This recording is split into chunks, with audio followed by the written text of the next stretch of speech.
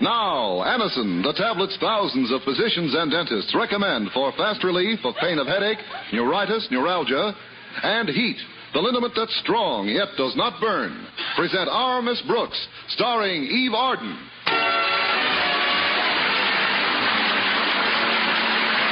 It's time once again for another comedy episode of Our Miss Brooks transcribed. But first, if you suffer from the pains of a headache, we urge you to try the remarkable product this program features, Anacin.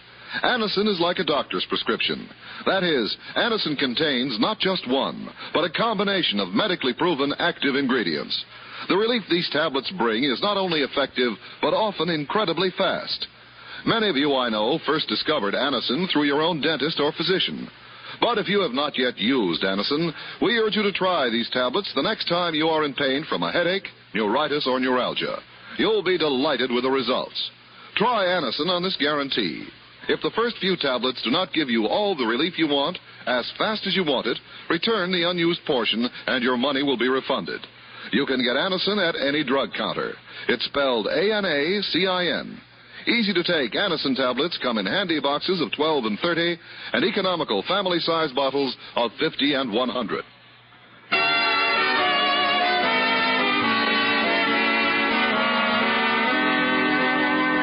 One of the problems almost every city and town is faced with is the overcrowded conditions of our public schools. Our Miss Brooks, who teaches English at Madison High, is keenly aware of the situation. Yes, indeed. In fact, my classroom is so crowded, it's a shame to waste it on children. Last Thursday morning before class, Walter Denton was helping me bring in additional chairs to accommodate my extra students. That'll be enough chairs, Miss Brooks. How many students do you have in your first class? I don't know, Walter, but every time I stand up in front of them, I feel like I'm calling play ball at the Yankee Stadium. No, by actual count, there are 48. Yeah, but there are only 47 chairs. I know. Unless we dig up another, I'm afraid one of my English students will have to open the window and sit outside. May I? No, you may not. I was only fooling. See, I wasn't. With all due respect to your remarkable talents as a teacher, English isn't exactly my favorite subject, Miss Brooks. Sometimes it practically anesthetizes me. And perhaps that explains why you managed to sleep through it like a baby. Help me move this desk back a bit, will you? Sure. Yeah. Easy does it. There, that'll give us just enough room to squeeze in one more chair. I don't know what I'll do if any more students are assigned to this dinky classroom of mine, Walter. Hey, I've got an idea. You know how large Mr. Boynton's biology lab is, Miss Brooks? Why don't you double up with him? I mean, each of you could utilize half the lab in teaching your respective subjects. You know, sharing a desk right smack in the middle, see? I see, but it wouldn't be practical. Maybe not, but wouldn't it be romantic? You and Mr. Boynton, side by side. You could take out the desk and put in a love seat. And by, we might even set up light housekeeping in a test tube. No, it's a nice thought, Walter, but not practical. Come in. Good morning, teacher. How are you, teacher? I'm Mike. I'm Danny. Me and Mike are twins. I'm 8 years old. I'm 8 years old, too. Me and Danny don't like grammar school. We decided to go to high school. Where do we sit? I'm fine, thanks. How are you? I don't quite understand this, children. Isn't that cute? They decided to go to high school. Quiet, Walter. Now, listen, Mike. I'm Danny. All right, listen, Danny. You can't merely decide to go to high school. Why can't we? Well, you just can't. Not until you've received your grammar school diploma. We should live so long. Oh, come now. You kids are just starting out in life. There's a long road ahead. If you're only 8 years old... How old are you? You should live so long. There must be some very important reason behind your seeking this educational shortcut, boys. It's a matter of life and death. Well, that figures, but what is it? Me and Danny want to be policemen. So we found out you can't be policemen till you get out of high school. So we want to get out of high school. How do you like that, Miss Brooks? They want to get out of high school. And don't laugh. They're liable to beat you out by several semesters. Cops and robbers on television most every night, Miss Brooks. So that's what we really want to be. Not the robbers, the cops. Well, I'm glad you're with the good guys instead of the bad guys. But let's start from the beginning, shall we? What's your last name, Mike? I'm Danny. All right, Danny, what's your last name? Ask Mike. All right, Mike, what's your last name? We ain't talking. You're not talking. Ain't is a vulgarism frowned upon as a grammatical. What do you mean you ain't talking? Just that. There's a good reason why our last name has got to remain a mystery, Miss Brooks. We just can't tell you. And it won't do you no good to pump us either. If you try to put the screws on us, we'll just clam up until the heat's off. They have been watching television. Look, boys, if you refuse to identify yourselves properly, I'll have to report you to the police. In a case like this, I've got to think of your parents. They'll be greatly concerned. Now, why not simplify things and tell me who you are? Sorry. What do you think we are, stoolies? Let me try to reason with him, Miss Brooks. Now, listen, fellas. Pipe down, Buster. We'd rather discuss this matter with an adult. Well, yeah, sure. I just thought that... Bang, bang, you're dead. Huh? Don't worry. Bang, bang, you're alive again. You'd better run over to the principal's office, Walter, and tell Mr. Conklin to inform the police. Yeah, okay, Miss Brooks. You better come clean, fellas. See you later. I'm sorry, boys, but that's what you get for not telling me about yourselves. Now you'll have to deal with the bulls. Well, I guess we could tell you a little, Miss Brooks. Me and Mike, well, we escaped from the orphanage. You're orphans? Sure. I ain't even got no parents. I ain't got no parents either. No parents? Who needs them? Well, that's the attitude to take, of course. Who needs them? We're not babies anymore. Oh, I should say not. You're big and strong. Now, tell me something. Have you men had breakfast yet? No, ma'am. Well, we'll soon fix that. I brought a box lunch to school today, and you're welcome to it. Here we are. First, some milk. I'll pour it into these paper cups for you. You don't mind paper cups, do you? I like them better than I like the milk. Well, nevertheless, you'll drink it. If you're going to be policemen, you've got to build strong, healthy bodies. Here you are. Now dive into the lunchbox. Oh, but that wouldn't be fair, Miss Brooks. I don't want to take your lunch. I'll take it. And you'll both take it. But you fellows caught me unprepared. All I have is some boiled ham and a few slices of bread. You can keep the bread. I'm cutting down on starches. Thanks. Look, men, you've got to tell me more. You're orphans, you say, hmm? Yes, ma'am. Nobody loves us. Oh, now, please don't cry, Mike. I'm Danny. Well, now, policemen don't cry. Besides, it isn't true that no one loves you. Why, I love you, and I bet lots of other folks do, too. Nobody does. Pretty good ham.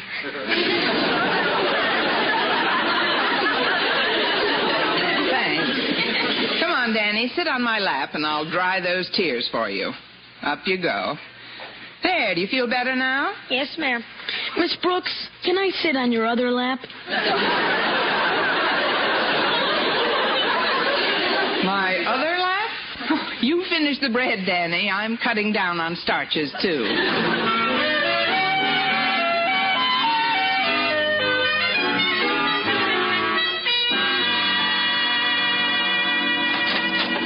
Good morning, Mr. Conklin. Be seated. Miss Brooks, may I present... Gillis, Sergeant Police, missing persons investigating. Yes. Sergeant Gillis, may I present... Brooks, Miss, teacher, English, sitting. Yes. Won't you sit down, Sergeant? Thanks. I am a bit weary. Been up all night on a missing persons case, a very important one to me. To you? Yes, I'm trying to locate my wife.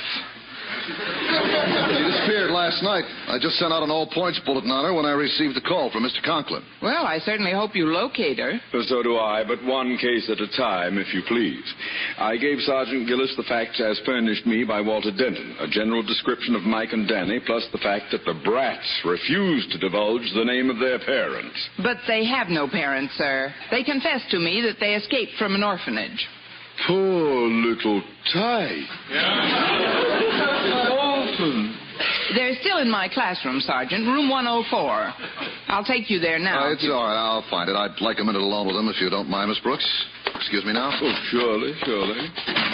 Well, leave it to a policeman to put on a clever disguise. Disguise? Yes, even though his wife left him, he still looks miserable.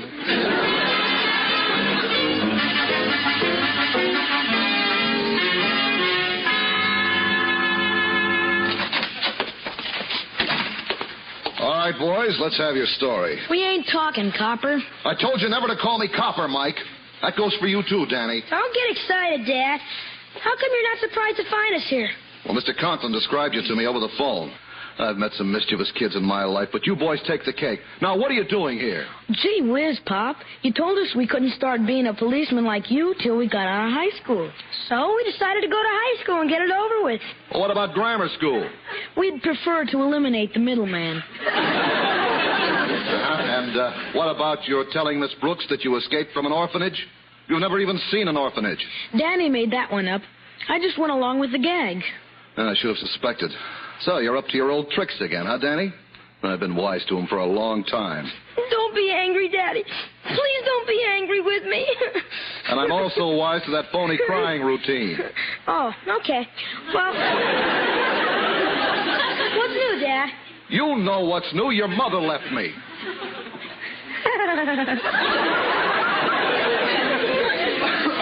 Let's give him the lowdown, Mike. I feel sorry for him. Okay.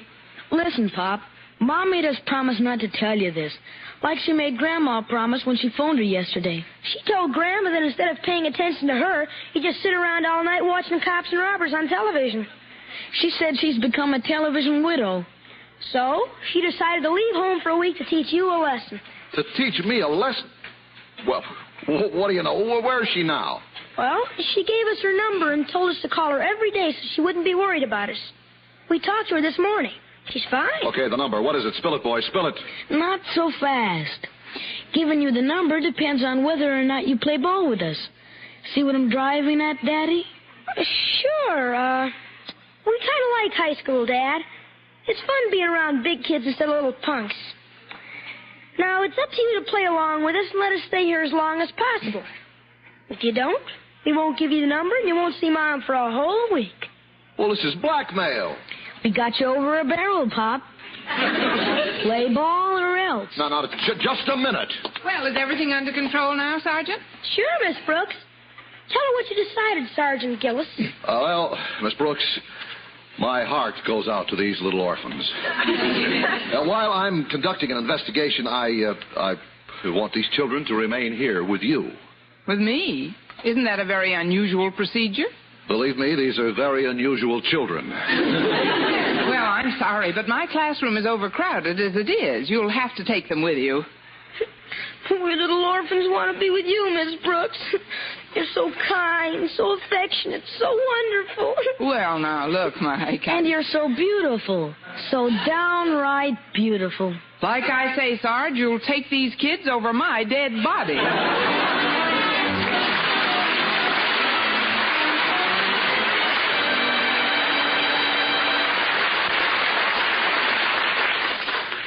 Friends, when agonizing pain of rheumatism, muscle strain, or backache makes you miserable and every move is a torment, that's the time to reach for HEAT.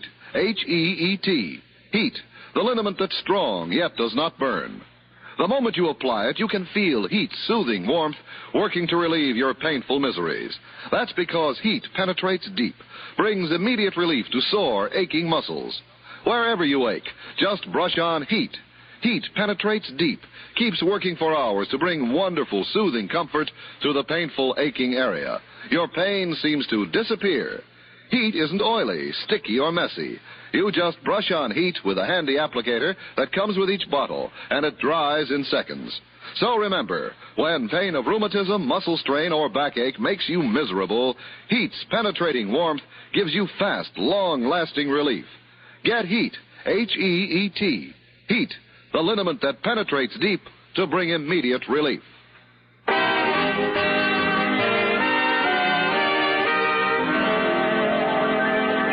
Well, Miss Brooks is still oblivious to the fact that Police Sergeant Gillis is actually the father of the mischief makers Mike and Danny, who at this moment are lunching in the office of Mr. Conklin.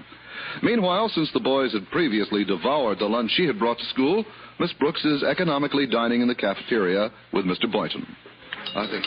You're just having soup, Miss Brooks? Well, I'm not really hungry, Mr. Boynton. Oh, well, would you like some crackers?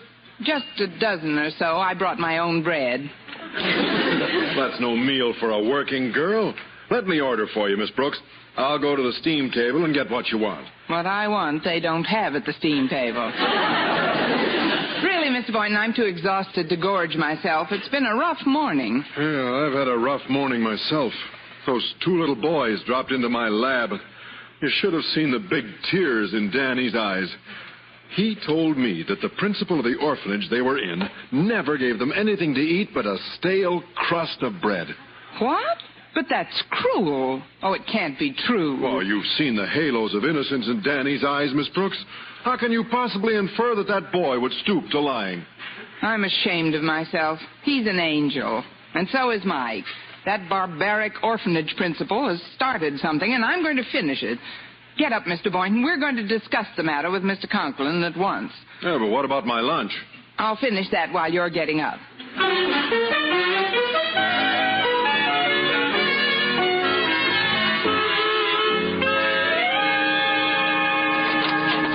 Hello, Harriet. Walter? Hi, folks. We'd like to see Mr. Conklin, Harriet. Well, Daddy's in his inner office feeding Mike and Danny right now, Mr. Boynton. I'll go tell him you're here. Oh, you should have been in first period English class this morning, Mr. Boynton. It was a scream. Miss Brooks gave us a test, and she let Mike and Danny take it along with us. Well, it was nothing to bewilder them. Merely a refresher test on certain fundamentals that are covered in grammar school. Oh, I think Danny is smart as a whip. What did he score in the test, Miss Brooks? 38. Mike got the same. Yeah, Mike was sitting right near Danny, Mr. Boynton. Of course, I'm not insinuating that he copied from Danny's paper, but even so, 38 is a pretty good score for kids. What did I get in the test, Miss Brooks? 27. 27? Well, that was on my own. I wasn't sitting near either of them. I met him later in the hall, though, Miss Brooks, and gosh, Danny told me something terrible. You should have seen the big tears in his eyes. More tears? What did the Johnny Ray of Madison High tell you, Walter? Well, every day the orphanage principal used to beat him and Mike with a horsewhip. Good heavens. The monster. A horsewhip? Oh, steady, Daddy. Steady now. Prisoners. Chain gang. Gad. Danny told me the whole story. You should have seen the big, big tears in his eyes. That orphanage principal, I'd like to strangle him with my bare hands. Well, a principal's a principal. I mean, what did he do, sir? When those kids weren't scrubbing floors, he had them out on the rock pile. The rock pile? The monster. He should be taken for a ride. In your car. Despite my gentle pumping, they still refuse to reveal the name of the orphanage. Well, naturally. They're afraid they'll be sent back there and treated even worse for squealing. Well, Sergeant Gillis will probably get the truth when he visits them at your house this evening, Miss Brooks. Maybe he'll send them to a more humane orphanage. No, not a chance. He'll send them back where they came from. Everything's routine with some policemen. You know how they work. You come from Joe Blow Orphanage, buddy? Well, back you go to Joe Blow. It's cut and dried. My friends, I always wanted a boy. I've got a good mind to adopt them. That's the answer. As soon as they're sent back to the orphanage, Mr. Conklin can file papers. Now, how long does it take to adopt a child? About a year longer than it takes to have one of your own.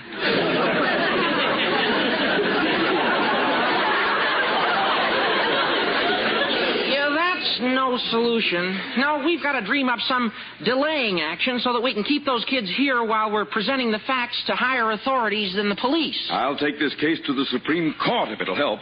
But how can we prevent Sergeant Gillis from carting them off tonight? Well, I've got an angle, Daddy. The police won't touch them if you can produce someone who will pose temporarily as their mother or father. Pose as their mother or father, but that could lead to serious consequences, Harriet. We're not that desperate yet. Now, take Mike's milk into him, will you? I'll take it, Harriet. Excuse me. Hi, Miss Brooks. Hello, men. Here's your milk, Mike. Thanks. And if you want anything else, just holler. Boy, what a fuss they're making over us. Yeah, this orphan racket is pretty good. Sure beats having parents. Ouch. What's the matter? Oh, I burned my arm in the heater. It's nothing. I'm going and get me some milk. May I have some milk, please? Well, of course you may. Here you are, Mike. I'm Danny. Thanks. I'll see you later. Just a minute. What's that red mark on your arm, Danny? Red mark? Oh, this. I'd rather not tell you, Miss Brooks. Please don't ask me. Well, what is it, boy? Yes. You've got to tell us, Danny. What happened? Well, yesterday I didn't get up early enough to clean the incinerator, so the orphanage principal stuck a cigarette butt in my arm.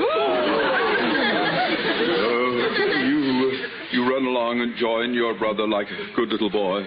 Toddle along now, Danny. Yes, sir.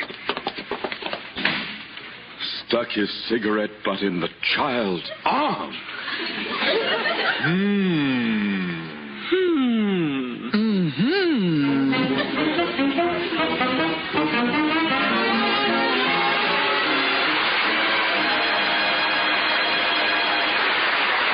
Miss Brooks will return in a moment.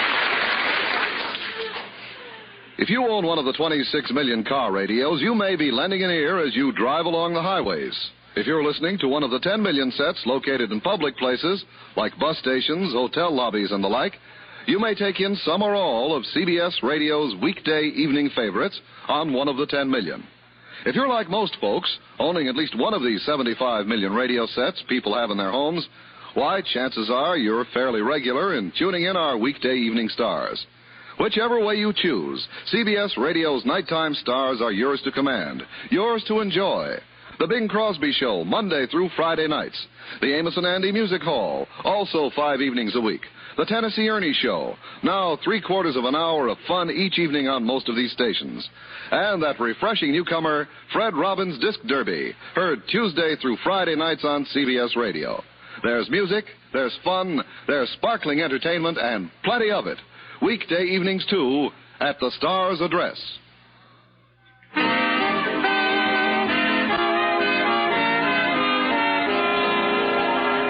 Well, everyone is still unaware that Mike and Danny are Sergeant Gillis's sons, and that their stories of a horrible life at the orphanage are entirely trumped up.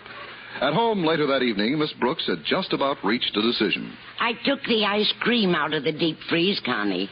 Are Mike and Danny enjoying the dinner? Very much, Mrs. Davis. Well, how do you like the kids? They're precious, Connie. I don't blame you for falling in love with them. But I suppose Sergeant Gillis will be coming over any minute now to take them away. Yes. You know, he couldn't take them if one of their parents were here. Mrs. Davis, I've come to a decision. It's a desperate move, but I've got to risk it. What are you going to do? Well, there's no time to explain now. Excuse me. Hi, Miss Brooks. Dinner is swell. Pretty good ham. See, what are those papers on the table, Miss Brooks? My class's homework. You can work on it after dinner if you like. Gee, thanks. High school homework. Wow. You sure been nice to us, Miss Brooks. I wish we could stay with you forever. Oh, please, Danny, no more tears. There's enough water in the milk now. But maybe you can stay with me, for a little while at least. I have a scheme, and if it meets with your approval... A scheme? What is it, Miss Brooks? I want to tell Sergeant Gillis that I'm your mother.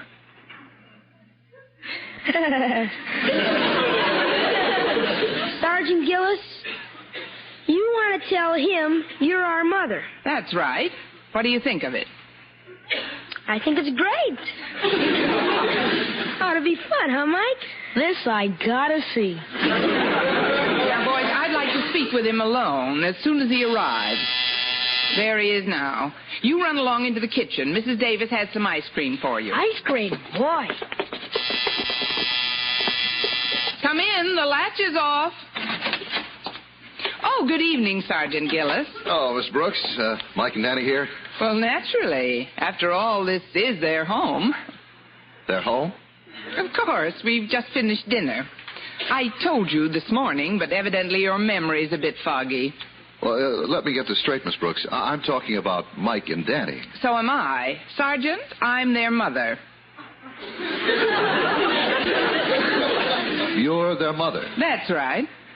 Miss Brooks, my memory isn't that foggy. If you told me that this morning, believe me, I'd have remembered. You said they'd been in an orphanage. Well, it's not something I like to discuss, but the truth is, I lost them one day while I was shopping. What? But now that I've found them again, nothing will ever part us. Nothing. Now, this case has developed interesting aspects, Miss Brooks. I believe I'll take you down to headquarters for questioning. Who, me? Oh, now, just a minute. Miss Brooks, where's Mike and Danny? Oh, Mr. Boynton. Sergeant Gillis, my husband.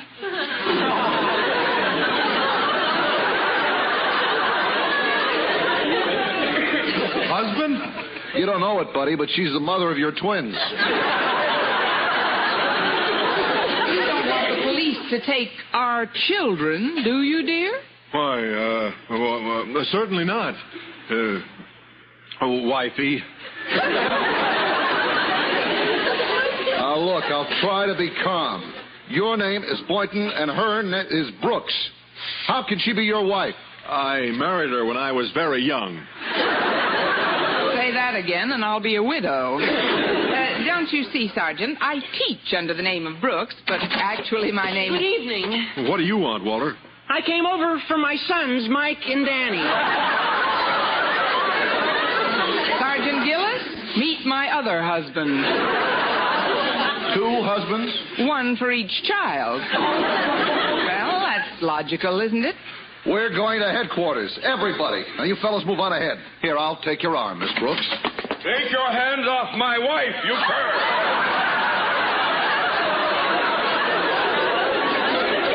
Miss Brooks, just how many husbands have you got? Well, let's wait till all the precincts are in. She is the mother of my Mike and Danny, and I, Osgood Conklin, am her only husband. You're going to lead the way to headquarters, Chubby. Now, come on. Oh, excuse us, folks. Mike, Danny. My sons. My offspring. Come over here and sit on your daddy's lap, boys. That's right. Go over and sit on one of your daddy's laps. Miss Brooks, we just looked over that homework that high school kids have to do. We decided to go back to grammar school in the morning. I'll say you're going back. You're coming with me right now. Okay, Pop. Pop? Pop? Pop? Somebody's sticking cigarette butts in balloons. Gillis, that boy called you Pop. Yeah, only because I'm his father. What? We just talked to Mom on the phone, Pop. She said she misses you too much, so she's going home, and all is forgiven. Well, what do you know? In that case, folks, you're all forgiven. Come along, boys. Just a minute. How about exchanging explanations? Well, I'll give you a ring later on, Miss Brooks. You don't have to be a detective to know that this entire misunderstanding can be traced to the sob story kid here. Come along, Danny boy. Yes, Daddy. Bye, folks. Yeah, thanks for the ham. Well, that was fun, wasn't it? If you like a room full of idiots. I think I'll go to the window and wave goodbye to the little darlings. Oh, isn't that cute? They stopped on the front lawn, and Sergeant Gillis just lifted Danny up and put him across his knees. Across his knees? Yes, now the sergeant's raising his hand. Now the hand's coming down. Well, what do you know? Well, what is it, Miss Brooks? At last, those big tears are for real.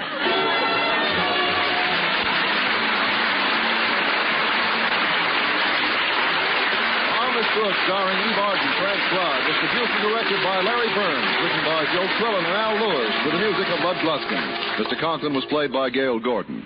Others in tonight's cast were Jane Morgan, Dick Crenna, Bob Rockwell, Gloria McMillan, Harry Shearer, Stuffy Singer, and Joel Samuels.